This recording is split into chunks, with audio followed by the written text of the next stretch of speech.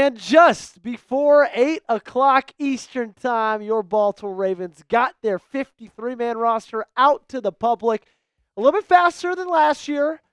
Still a lot slower than most teams, but regardless, we are here to break down every single spot, all 53 of them right here on the Ravens Rundown. And with this roster, now we can officially put everything over the past offseason behind us, focus on 2025, and focus on Week 1 against the Buffalo Bills. Speaking of that Buffalo Bills game, I need you to do me a favor. If you want the Ravens to beat the Bills in Week 1, hit that thumbs up button and like today's video. Let's start off with the injury designations with all of these roster moves. Okay, Adisa Isaac got put on the injured reserve, but he's designated for return. Emory Jones got put on the non-football injury list, and Ardarius Washington got placed on the PUP list, which I think is good news for how Ardarius Washington has been progressing so far through his injury. Regardless, that's all you need to know injury-wise for this 53-man roster. Let's start with your top 2 spots. No surprises here. We all knew that from the second Cooper Rush was signed in free agency, that this was going to be what it was, okay? We knew that this team was not really confident in the backup quarterback position last year. That's why they went out, and that's why they got Cooper Rush.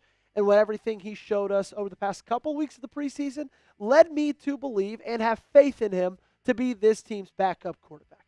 To the running back room, Derrick Henry, Justice Hill, Keaton Mitchell, and Rasheen Ali. John Harbaugh practically told us after that game on Saturday against the Washington Commanders, look, Rasheen Ali is going to make this roster. They like what he can do in special teams a lot. Now, I would maybe rather have some cornerback depth than have Rasheen Ali take up a 4th running back spot. But regardless, I think he's a good back, and I liked what he was able to do in the preseason. Let's talk wide receivers now, okay? Zay Flowers, Rashod Bateman, Devontez Walker, DeAndre Hopkins, Tylan Wallace, LaJohntay Wester.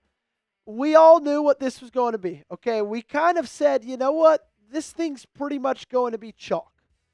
And it was. Last year, there was a lot of, I don't want to say dissension with this decision for the wide receivers, but it seemed like there was a little bit more discussion with the wide receivers. This year, there didn't really need to be that much, okay? You knew who the 5 guys were going to be. You didn't sign Tylan Wallace to a contract extension not to have him make the 53-man. And LaJohntay Wester just absolutely balled out in the preseason training camp, so obviously he's going to make that roster. Let's talk tight ends and fullbacks now, okay? Mark Andrews, Isaiah Likely, Charlie Kolar, Patrick Ricard. Those are your 3 tight ends and your fullback. We got the news today, officially, that Isaiah Likely is not going on injured reserve. If they would have put him on injured reserve, he would have had to at least, miss out a couple of games. And I didn't like that possibility. He would have had to miss the first 4, which is an absolute gauntlet. So obviously they think his rehab is good enough to maybe not play Week 1. We'll see kind of what they say over the course of the next week, but at least be back by Week 4.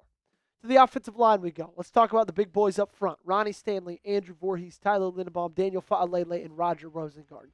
If you look at the left side of that graphic, in my opinion, that's how the offensive line rolls from left tackle down to right tackle.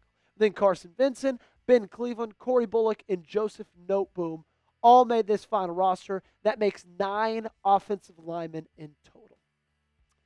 I don't know how I feel about the offensive line depth at the current moment. I think it's fine. It's nothing that I'm super excited about. It's not definitely a piece where I feel like they have incredibly strong depth. But where the starters are right now, outside of Daniel Fa'alele, I don't have a ton of questions. Still ready to see Andrew Voorhees do it in an actual in-game season. He was great in the preseason, so love that. But offensive line, a lot is going to hinge on them in terms of this offense's success in 2025. What do you think was the biggest surprise cut today? I still think it's probably Jalyn Armour-Davis. You might feel differently, though.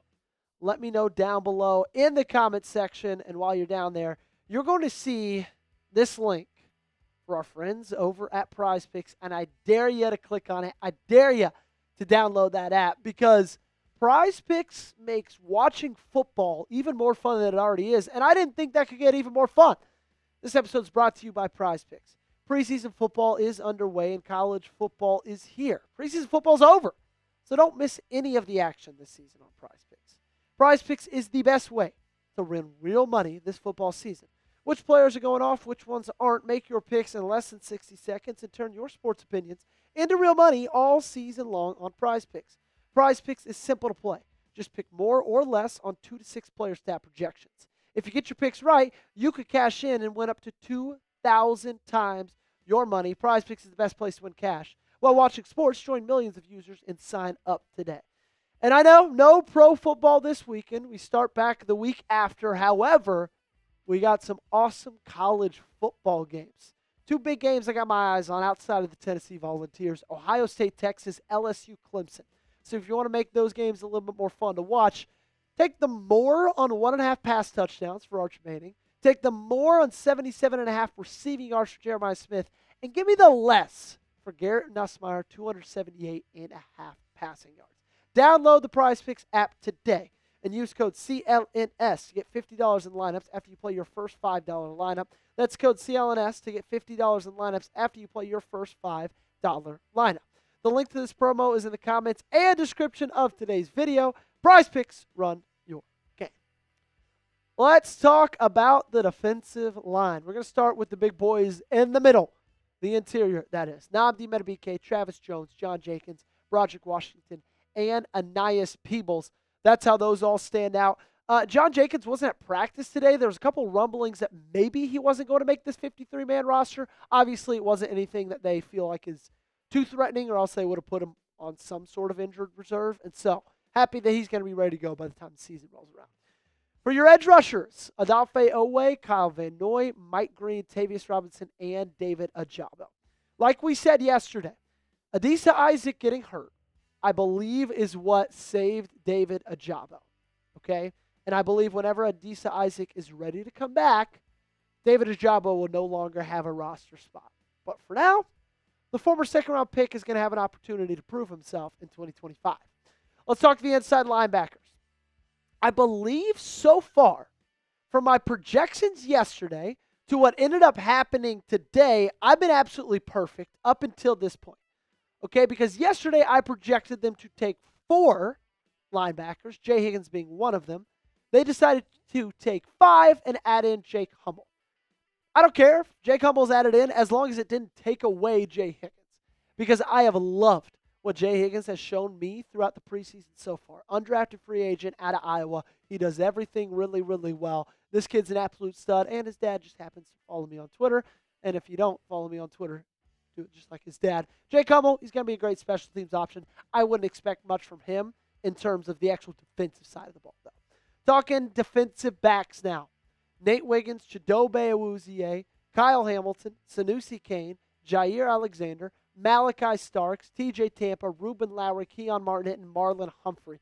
Those are your your 10 DBs. You notice 2 undrafted free agents also made that list. Keon Martin, Ruben Lowry. That ups the total to 3 undrafted free agents on this final 53-man roster. A little bit of round of applause for those guys. I mean, that's absolutely unbelievable. You don't get drafted. You get a roster spot. You come out there and you absolutely ball out, okay?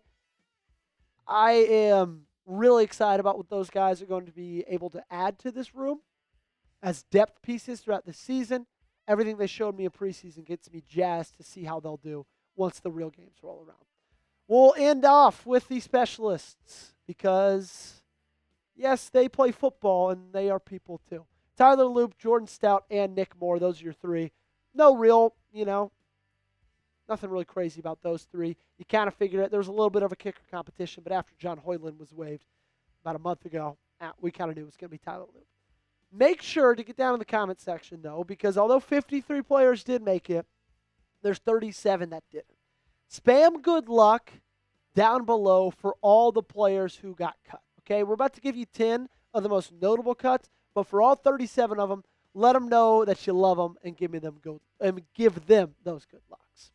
For the 10 most notable cuts, here's what I got for you, okay? Jalyn Armour-Davis, Beau Brade, Zaire Mitchell-Paden, Lucas Scott, Chandler Martin, Nick Samac, Garrett Dellinger, Brent Urban, CJ Okoye, and CJ Ravenell as well. Obviously, I think Jalyn Armour-Davis and Beau Brade are the two biggest ones on that. Garrett Dellinger was a 7th-round pick in this most recent draft. CJ Ravenell did some good things as well as CJ Okoye. But let's be real. If you look at these names right here, Jalyn Armour-Davis was truly the only one on that list that I had also making the 53-man roster in my projection. That was easily the biggest surprise. But those are the guys. They gave us some really good moments in the preseason and in training camp. Grade the Ravens 53-man roster for me in the comment section down below. Get those red pins out. Give me an A, B, C, D, or F in the comment section. While you're down there, you'll find the links to my social media.